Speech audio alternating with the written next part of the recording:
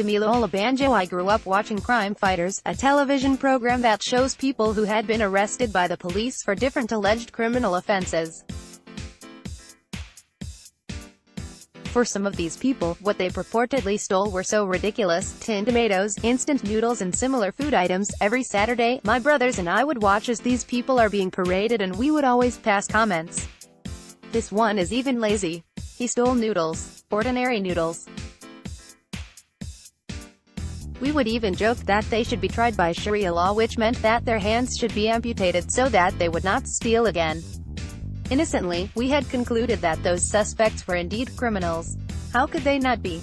The police had caught them and they were showing them on the television.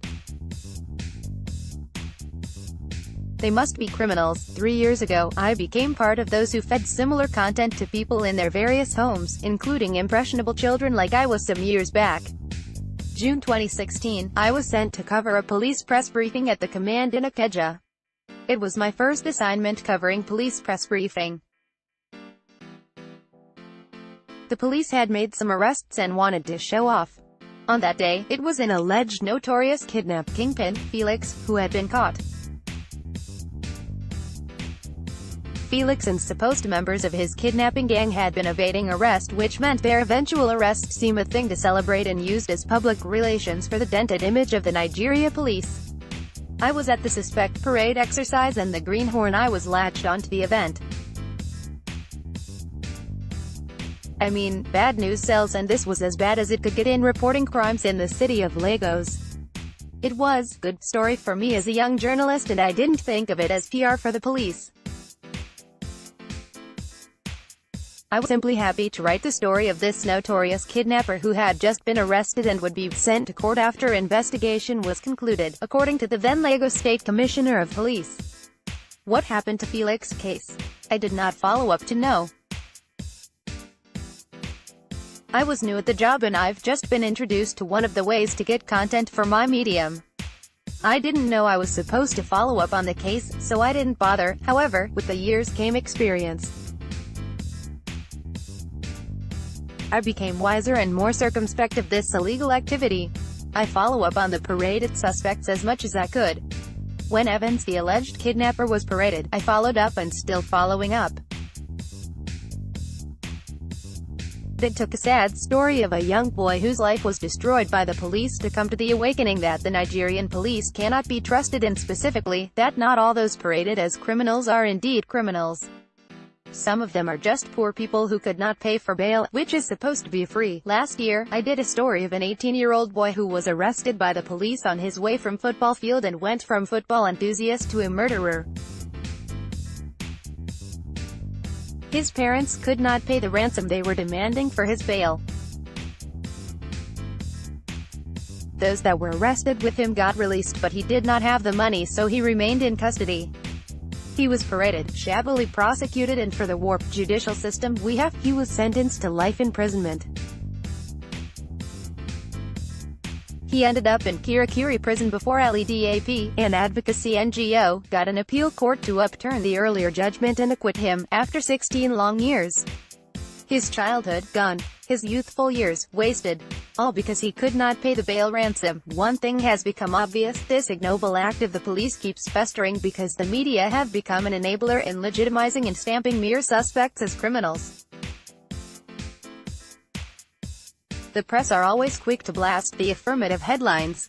Police nabs 2 notorious cultists in Ikorodu. The headlines would scream after these parades. During these parades, the CP is left to feel like an island of knowledge. The questions are regulated by crime reporters. As a newbie in the fold, you're told questions not to ask so you don't embarrass yourself, but in actual sense what they want to avoid is the newbie asking questions that would put the CP in bad light or make him actually think of his actions as the leader of a group and trusted with the safety of a state. I was once called a baby journalist by an old reporter who felt I have not blended well because I asked questions that the veteran crime reporters would ordinarily not ask. I had used a video of the question on my platform and it went viral because it was the question that the people would love for the CP to answer. The pockets of press associations on different beats are many of the time the organs used to surpass press freedom. As new journalist to a beat, the association would not readily accept you in. They don't want an outsider poking into their business.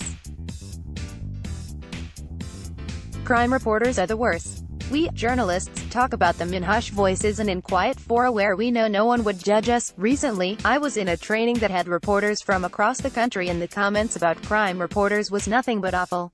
Second to them are those at the National Assembly, save for one or two reporters who would not conform. These ones are not even considered bona fide National Assembly correspondents because they would report things the association have been paid to kill.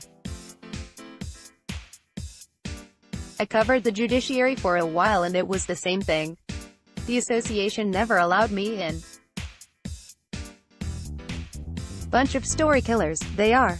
In a society like Nigeria where the judiciary is encumbered with so many technicalities and delay, the media is the last hope of the masses. The media should be the place where the masses know that their matters would be brought to the fore and by that instance gain the needed attention. But if we keep pushing the narratives of the oppressors, where lies the hope of Jimmo, a 26-year-old transport worker who was labeled a criminal and shown to the world as one? If we must report the charade called Suspect Parade, then as journalists, we must tell all the stories. In fact, we should elevate the story of those suspects who would not keep quiet even when their integrity has been soiled by men of the Nigerian police. We should put our cameras on them and let the world hear them defend themselves against the CP's accusations. We should follow up on their stories. Were they charged, the court, or held at ransom to be set free? Were they diligently prosecuted and their case thrown out because the IPO would not show up in court? Were they found guilty or acquitted of the offenses they were paraded for? And when we gather these information, do we just say, "Yeah, poor man," and move on, or we also report the events after the illegal parade? The media need to act with the interest of the masses at heart because that is public interest. Banjo writes from Lagos and can be reached on Twitter, @RealBanjo, or email protected.